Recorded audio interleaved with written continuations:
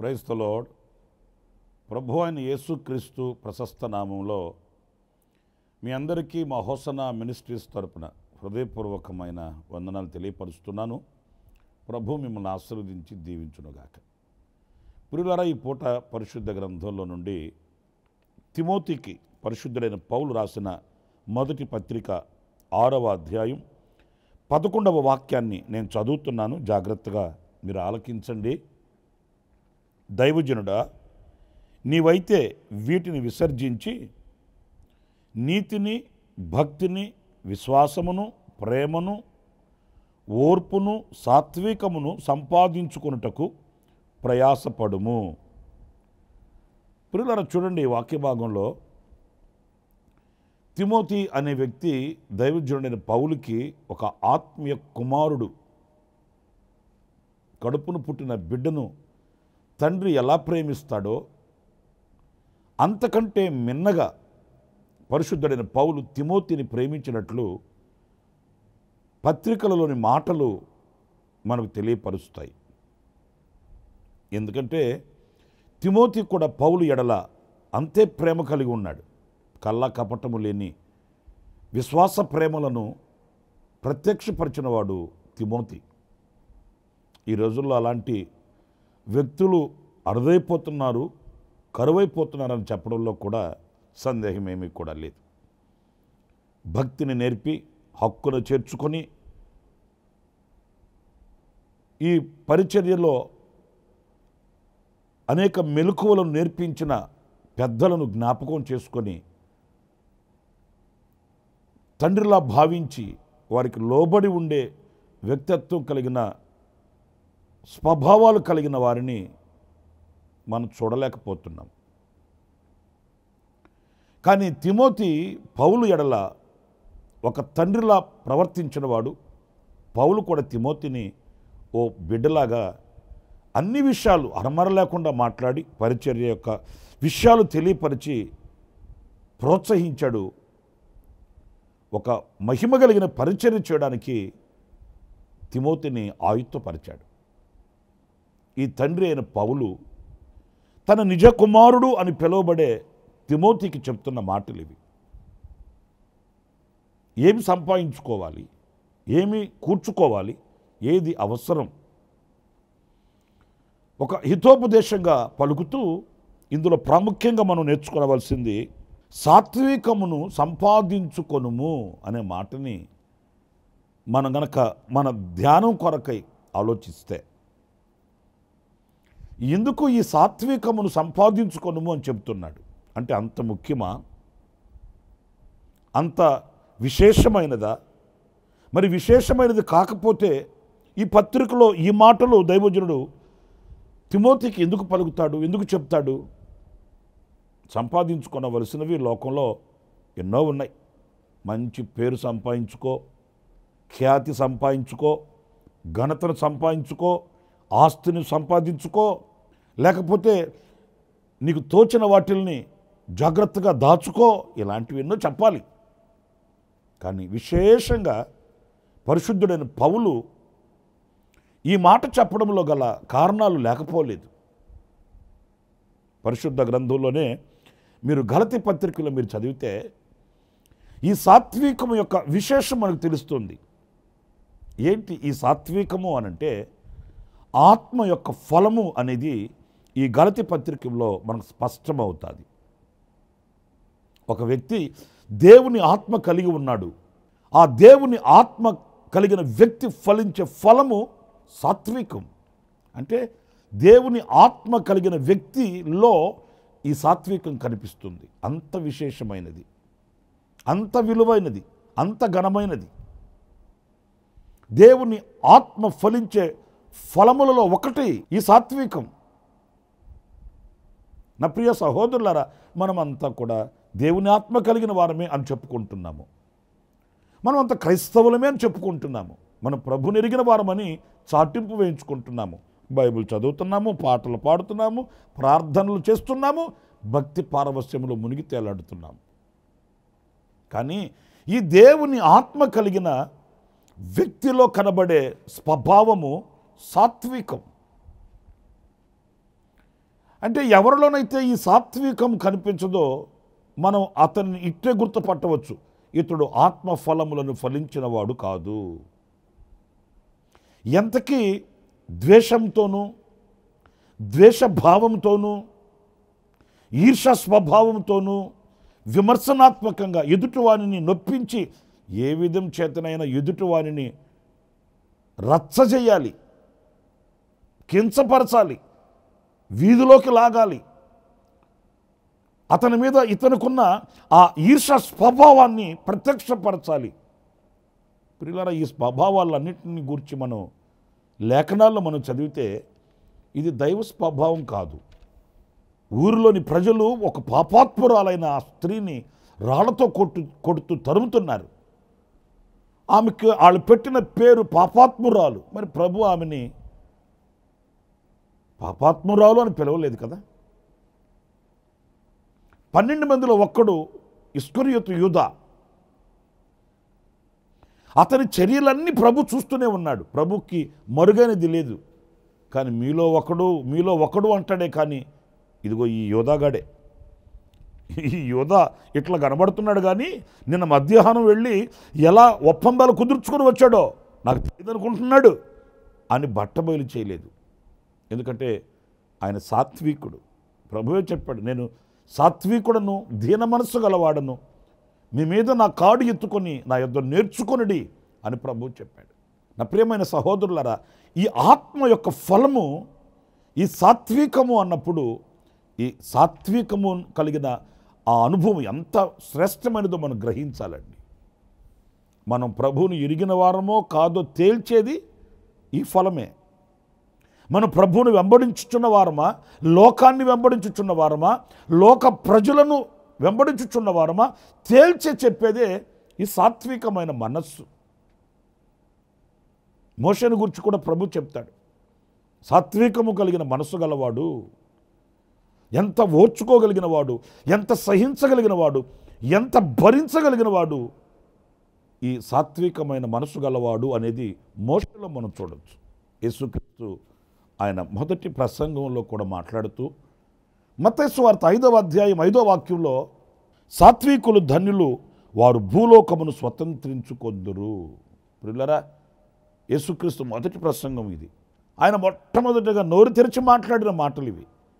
సాత్వికులు ధన్యులు, వారు భూలోకాన్ని స్వతంత్రించుకుంటారట. అంటే సాత్వికం చేత.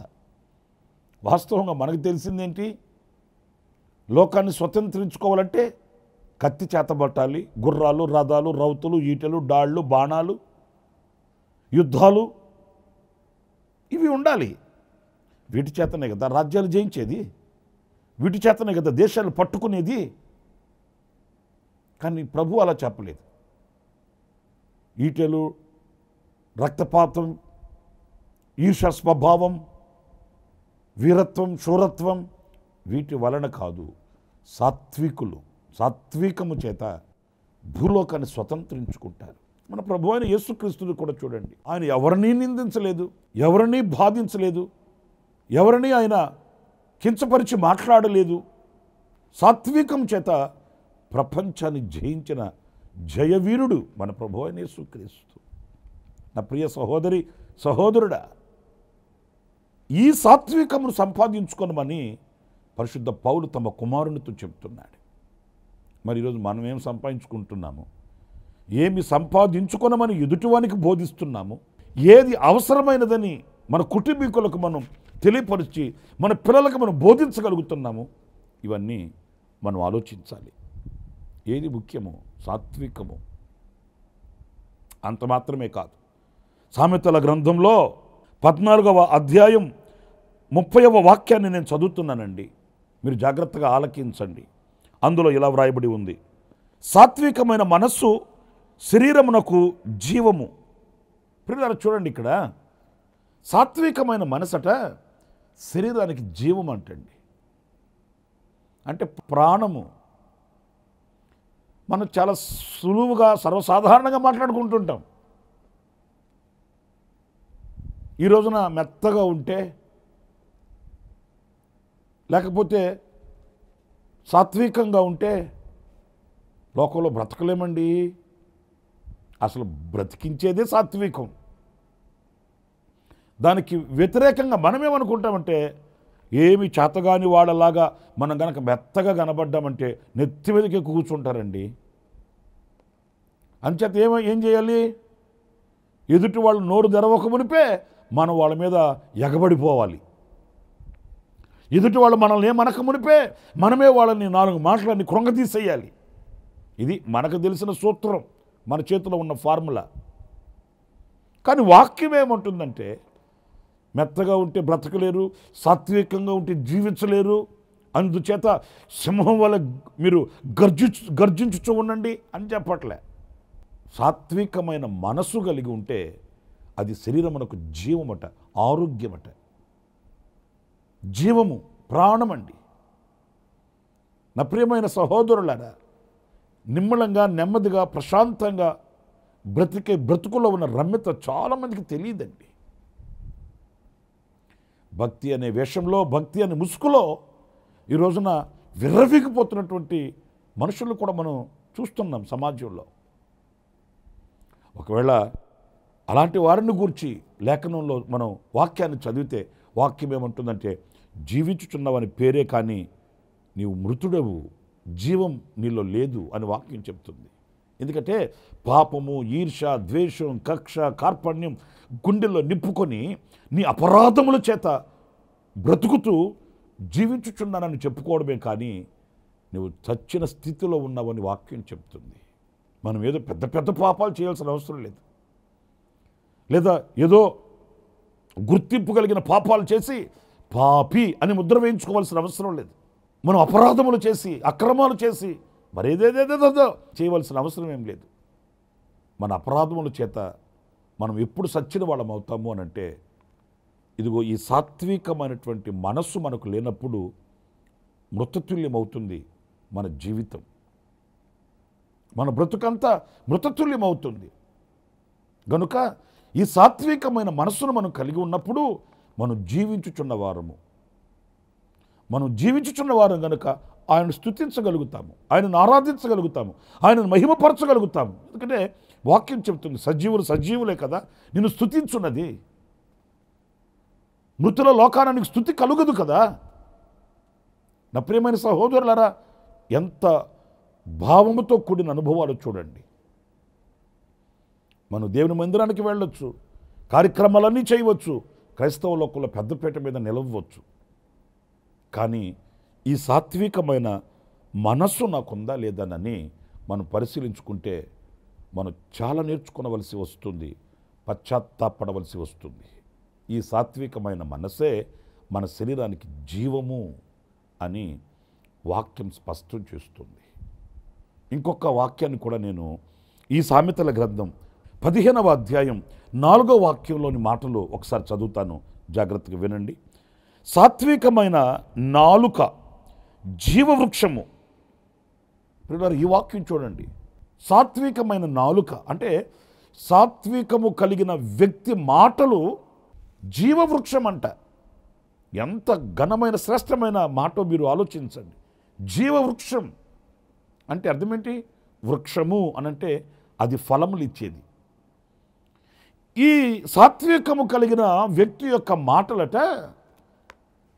అనేకులకు ఫలమునిచ్చే ఒక జీవవృక్షం లాంటిదట. అంటే తను బ్రతికి అనేకులను బ్రతికించగలిగిన మాటలు అతని నోట ఉంటాయి. నొక్క ప్రశ్న మిమ్మల్ని అడుగుతున్నాను, మన మాటలు ఎదుటి వారిని చంపేస్తున్నాయా, ఎదుటి వారిని బ్రతికిస్తున్నాయా? మన మాటలు ఎదుటి వారిని ప్రభువుకు దూరం చేస్తున్నాయా? మన మాటలు సమసమాజములో కించపరిచేటట్లు, కృంగతీసేటట్లు, మరలా రేపు ఉదయం వాళ్ళు తలెత్తుకొని తిరగలేని పరిస్థితుల్లో వాళ్ళని ఇబ్బంది పరిచేటట్లుగా మన మాటల ధోరణి ఉంటుందా, లేక మన మాట వలన కుటుంబాలు కట్టబడేటట్లు, జీవితాలు ఆశీర్వదించబడేటట్లు, అనేక మంది ధైర్యాన్ని పొందుకునేటట్లు, వాళ్ళు కోల్పోయిన దానిని మరలా పొందుకోగలిగిన మేలుకొలుపు కలిగించేటట్లు మన మాటల శైలి ఉంటుందా? మీరు ఆలోచించండి. కొంతమంది నోరు తెరిచి మాట్లాడితే విశ్వాసం కలిగిన వాళ్ళు కూడా విశ్వాసాన్ని కోల్పోతున్నారండి. కొంతమంది వాళ్ళు మాట్లాడితే ధైర్యంగా ఉన్నవాళ్ళు కూడా ధైర్యాన్ని కోల్పోతారండి. మరి కొంతమంది మాట్లాడితే ఇక ఎదుటి వ్యక్తి సమాజంలో నిలబడలేడు, అవమానం కలుగుతుంది. అవమానపరిచే మాటలు, కించపరిచే మాటలు, ఇలాంటివి ఎన్నో ఈ రోజున మనం చూస్తున్నాం.